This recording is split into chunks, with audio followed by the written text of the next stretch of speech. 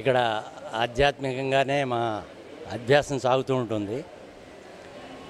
ఇక్కడ ఒక మహనీయుల గురించి చెప్పాలంటే దైవం మానుష రూపేణ, దైవం అనేది మనిషి రూపంలో ప్రతి చోట కూడా ఏదో ఒక రూపంలో ఆవిర్భవించి ఈ కార్యాలు జరగడానికి అన్ని కూడా కారణం అవుతూ ఉంటుంది. ప్రత్యేకంగా ఇక్కడ ఈ దేవాలయాన్ని గురించి చెప్పాలంటే ఒక పద్య రూపంలో చెప్తాను. శ్రీ భాస్కరరావు మహాత్ముడు, శ్రీమహితుడు, గుణయుతుడు, చిన్మయపతియున్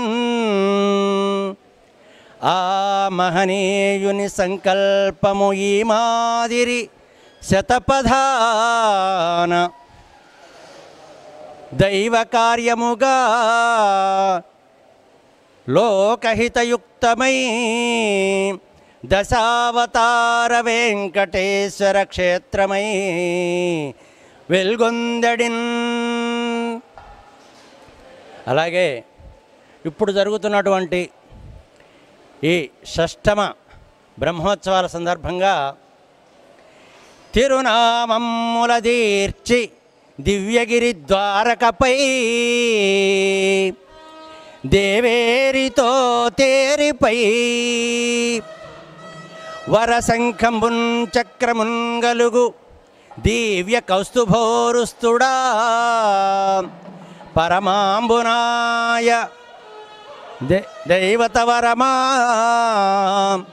బ్రహ్మోత్సవ ప్రాభవ స్ఫురితానేక విశేష భావశబరి పూర్ణాద్భుతే తిరుపతి.